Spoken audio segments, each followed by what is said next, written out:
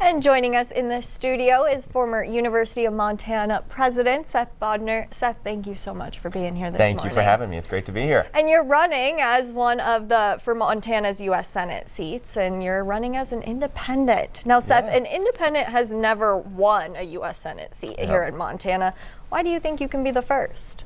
Well, look, I think Montanans are hungry for a new approach. I mean, Montanans are an independent people, and they deserve an independent voice who is in the U.S. Senate working every day for them and their priorities, not for party bosses or the political class in Washington, D.C. Yeah.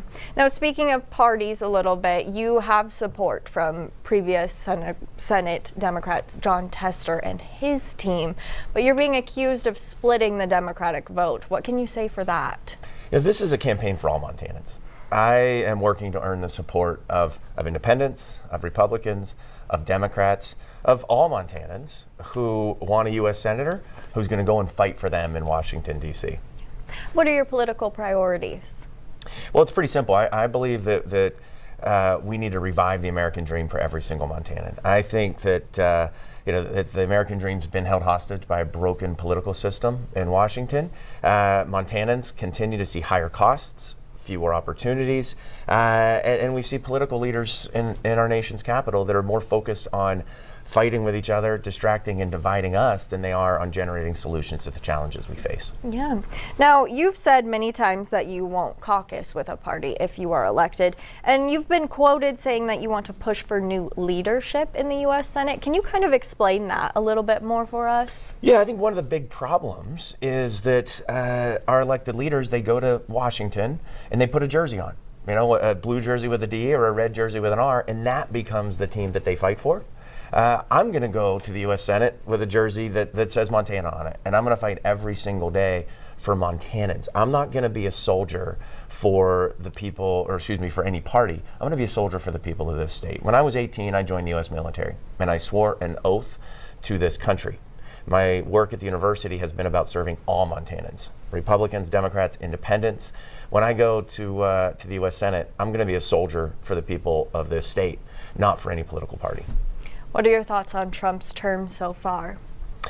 Well, look, I'm like many people. I don't think that either party has a monopoly on good ideas. And as I think about what happens in D.C., I have one lens. I don't view it through party. I view it through what's good for Montanans. And I think about immigration. I believe we need to enforce our borders. I believe that we need to ensure that violent criminals are removed from this country.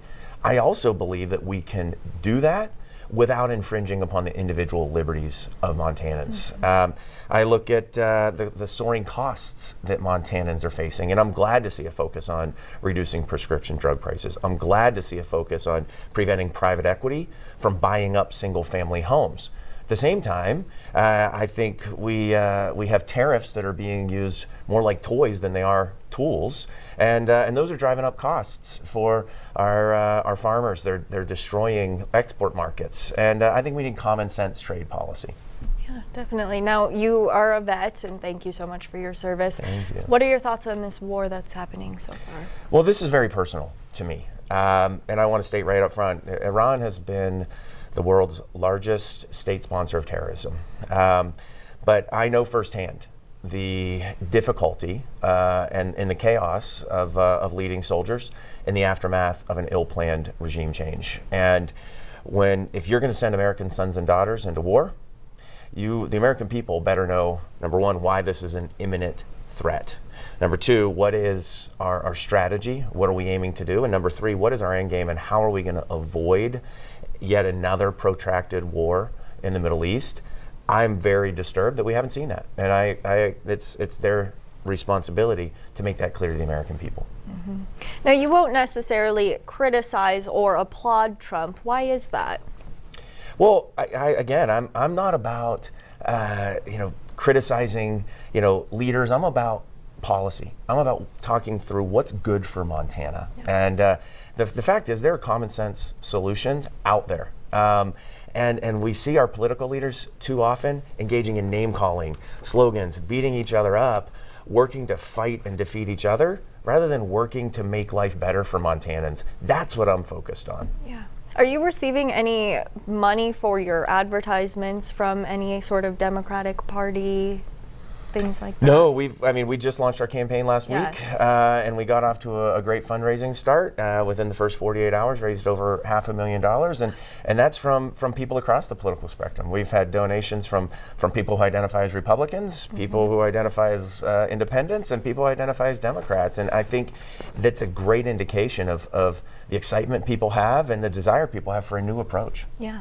Now, Seth, there was a lawsuit filed in 2021 accusing UM of mistreating female employees, alleging that you were perpetuating a kind of a culture that, quote, continued to create wage, promotion, and opportunity gaps for women. It was settled in 2024, but what can you say about this for your characterization of leadership?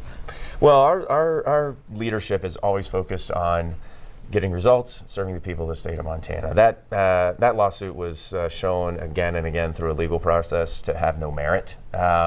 And so we're very clear that those claims had no merit. And if you look at our leadership team at the University of Montana under my leadership, our executive team was more than 50% female. We had the largest number of women deans at the university in the history of the university. We have incredible leaders, men and women, at the university, and incredible people who are committed to the important mission of public education here in this country. Yeah. Now you have to collect a lot of signatures by May 26th. How is that going? Well, it's going well. You know, we're off to the races, and we have people gathering signatures, and a lot of people are reaching out saying, hey, how can I sign? You know, how can I sign my own Declaration of Independence? 250 years ago, our founders signed a very important document, and I think a lot of Montanans are ready to sign their own Declaration of Independence from the political gridlock that's doing a disservice to the people of this great state. So we had people out at the Metro yesterday. They're going to be out around, and please, I'd encourage people to go to our website, sethfrommontana.com, and you can find ways to volunteer. Wonderful. All right, Seth, last question for you. Now, you won't necessarily side with Democrat or Republican, but you do align when we know Bobcat versus Grizz. How are you going to appeal to those Bobcat supporters out there? Well, you know, here's what I do know. There's a lot of families across Montana that live in house divided, right?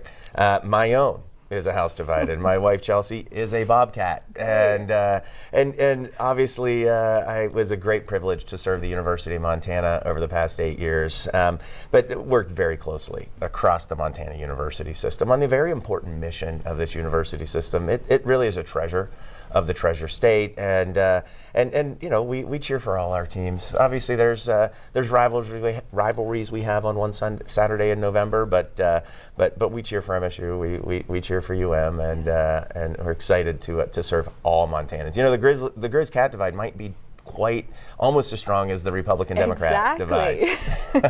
Go Grizz, but it's okay. Seth, thank you so much for being here. Thanks so much for having me. I appreciate it.